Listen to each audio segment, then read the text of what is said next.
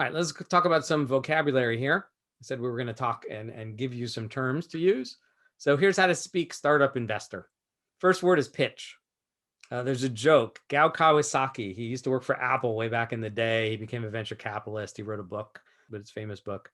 And there's a joke that he says, how do you know if an entrepreneur is pitching? Yeah, her lips are moving. So whenever an entrepreneur is talking to you as an investor, they're pitching their company. The act of them describing their company to you is what we call pitching. And it can come in the form of a slide deck, and it can come in a form of them standing in front of you and speaking. But whenever they're talking and trying to get your money, they're pitching you. That's the term of art. I teach people how to pitch.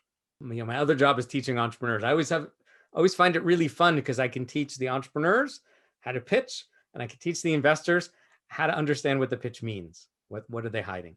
That's one of the lessons we teach. All right, so next thing on here is that the first angel or the biggest angel, it's not always the first one, whoever basically writes the biggest check, they are going to lead the round. Okay, so there's a few words in there. Lead is basically just the person who is potentially in a position to negotiate the terms of the deal with the entrepreneur. That's what it means to lead the deal. Going first is one way to lead the deal. Sometimes nobody negotiates. They just say yes and leads the deal as in the first check in the door. But often there's a bigger investor. We'll talk about check sizes in a bit. And then that keyword on there is round. So why is it round? Well, some of this is historic. Some of it is just a way that it turned out because it's efficient. Companies raise money, typically preferred equity. If you don't know what that is, there's a lesson from last week. It's Angel Investing 201. So typically companies will raise some money. It will take them between 3 and 9 months to raise that money. In the old days, it would be 3. It's actually getting a little bit longer, even though there's more money out there. So they'll take a bunch of months to go and find the money. And then that money will come into the company. And that money is bringing into the company for them to go and run the company for a certain period of time. And that certain period that we have collectively agreed upon is 12 to 18 months. So the entrepreneur will get up and pitch, and they'll say, we're raising, and they'll say a number, and then they'll tell you what they're going to do with the money. And the unstated assumption in there is that that money will last for at least a year, if not a year and a half. And one reason why it needs to last that long is because it takes 3 to 9 months to raise a round of funding. So if you only gave them 9 months worth of funding, then basically the month or two after they've raised the money, they got to go start raising money again. They can't because they haven't done anything new. So they need some time to go and do something useful. We call it runway. Runway, the term just means how long can this company run before it runs out of money? It's an airplane analogy. You're sitting there as the entrepreneur in an airplane on a runway. You are revving up the engines and heading down the runway. You're trying to take off. The company's trying to grow its revenues and take off. And if you run out of one runway, you crash and burn and you're done. So that's a key metric when you're talking to startups. You can say, what's your runway? And if the entrepreneur can't answer the question, like right off the top of his head, if the CEO can't answer that off the top of his head instantly, that would be a yellow flag. We got another lecture on yellow flags. Okay, rounds, they have names. Back when I was an early entrepreneur, when I was 20 something, running my first company back in 92, 93, 94, the first money into the company would come from a venture capital firm, and they would call that Series A. And then your next round of capital would be Series B, and then Series C, and then Series D. And then you were expected to be done. Back in the dot-com bubble, it was really strange that companies were going public after a Series A or a Series B without doing a Series C. Before that, in the 50s and 60s and 70s and 80s, it was really 3 rounds and then either get acquired or go IPO. And as Elaine said, the VCs have moved, what did you say, upstream, I think is the term used. The VCs have subsequently, after the dot-com bubble, decided that they don't want to take the risk of being the first money in these companies. Literally, I would get funded in the old days on PowerPoint. We would walk in the door with a PowerPoint. No prototype, no nothing, just an idea on PowerPoint. And we'd walk out the door with a check. And I'll explain how the checks work. Well, the VCs don't do that anymore. They'll only invest in a company that has customers and revenues, and I'll show you a graph on that, which left a hole because the VCs never changed their nomenclature. Their first money into a company is still called Series A, which means we needed a new name for the thing before that. And it doesn't really have a common name, except Series Seed is probably the most common out there. And I've seen series 1 and series 2 and series 3 before you get to series A. People are making up all sorts of things. The lawyers, they know how to do this and they make up the names. I will usually call it series seed, but there's usually money before that as well. The series seed is the first angel money because angels don't like to invest in ideas anymore either. They'll do it earlier than the VCs, but not all the way back to, I have a PowerPoint, isn't this a great idea? Let me fund it for you. So the seed capital is the money from the founders and their friends and their family. And sometimes that's split into multiple rounds. Sometimes it's their money, and then a year later, friends and family, and then a year later, angels, and then a year later, more angels, and a year after that, if they follow the VC path, then we'll finally see a Series A. And sometimes there's no VC. We'll just eventually just say that's big enough to be called a Series A. It's complicated. I think there was a slide that said it was complicated. Oh, and here's that picture. So I think we've shown this picture 6 out of the 7 or 5 out of the 6 weeks so far. Here's the growth of a company. That's what the line is supposed to be showing. The seed capital comes at the beginning. Friends and family can also come near the beginning. Series seed is that money that gets through the valley of death. I've talked about the valley of death many times. This is the difference between the 60, 70, 80,000 companies that get funded by angels and the 2, 3, 4,000 companies that get funded by VCs. So some of those companies really want venture capital and are not going to get it because the VCs just do an order of magnitude or do 1/20th the number of companies or 1/30th the number of companies. Not everybody gets funded. Well, either you get funded or you get customers or you die. Pick one. Usually don't pick the death one, but it usually happens. So that's the valley of death.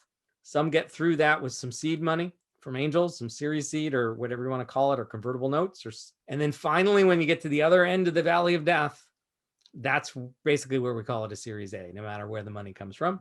And then as the company's growing, that would be the Series B and the Series C and the Series D and E and F and G. And I don't know who holds the record right now. I think Facebook got to G before they went public.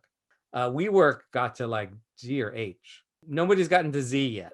By the time you get out 5 or 6 or 7 rounds, the valuation and everything gets really wonky, and at some point you either have to go public or fail, right, or be acquired. But if you've done E rounds, which is 5 or 6 or 7 rounds, nobody's going to acquire you. You're too big. Okay, keep going. So another term we'll hear a lot is circle up. So startups, they circle up money from investors. And this is used in a bunch of different methods. If I'm talking to an entrepreneur and I ask, how's your round going? He just might say, well, I've circled up $200,000.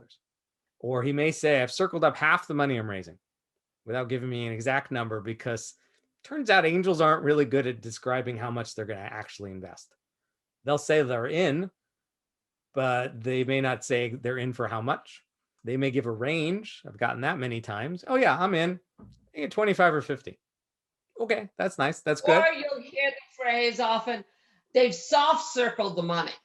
So soft circling means I've said, hey, I'll be in there 25 to 50,000, but I haven't written the check. I haven't actually looked at the term sheet yet. I've soft circled the money. Yeah, I forgot about that term. That's a good one. I hear that less in the impact space, more in the tech space. And then use the word term sheet. So in the what really blew my mind when I came out of tech, out of VC world, back to the angel world, in the VC world, you would go and pitch them. And if they liked you, then the response was an 8 to 15 page term sheet. It was a contract. It said, here are the terms of the investment, and you sign it at the bottom. And when you sign it, you can't go shop for any more terms. There's an exclusive line in there that says, we're done shopping. Now we're going to go into due diligence. And the only way out of this term sheet is if we don't like it, then we won't fund it. And now you're free to go and shop it again. In the angel world, it doesn't work that way. In the angel world, the CEO writes the terms and they put them out there in their pitch. The last slide of the pitch is, here are the terms of the investment. And if you're a normal size angel and a small angel group, the answer is yes or no. If you're the first check in or a big check, then you have a chance to negotiate. But often the negotiation just turns into nothing.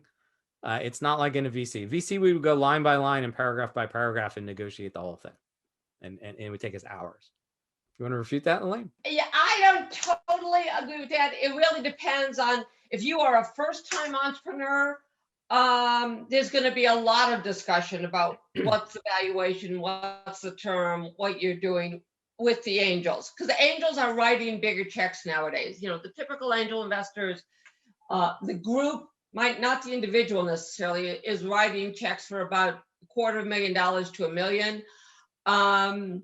So they will do more terms. On the other hand, if you're somebody like Looney, you know, Looney has already had 3 or 4 successful startups. He's sold them, he's IPO'd, whatever. He brings a term sheet that probably isn't a lot of negotiation. But a newer entrepreneur, an entrepreneur who's not had a couple of exits under their belt, there is going to be, at least in my experience, and most of the angels I know, there will be a lot of discussion. But he or she who has the most money tends to dictate the terms. Yeah, yeah. And so I'll say, in my experience as a member of an angel group, it was invest or not. There was nothing really to negotiate. In terms of my graduates, they get the benefit that, and this happens in most accelerators, at least the good accelerators.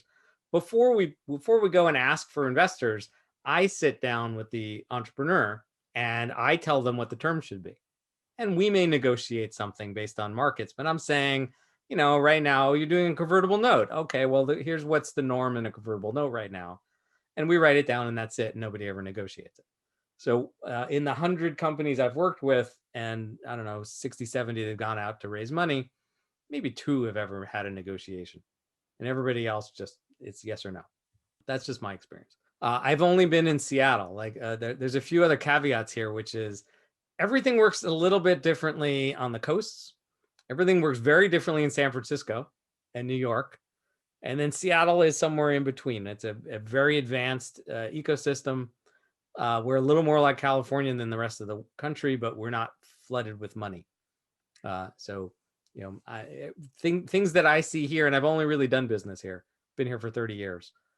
It may work different in your home city. And if you're outside the US, it works differently again, right? And I do a whole lot of investing overseas. Okay, I think this is the last term I have on here, the second to last, which is closed.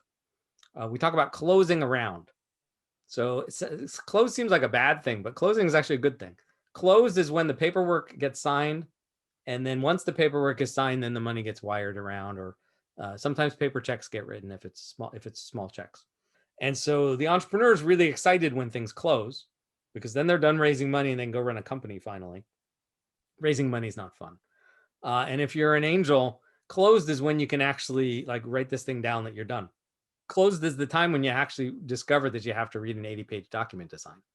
Like you circled up, you said yes, but you hadn't read the 80-page Series Seed note or whatever the terms are.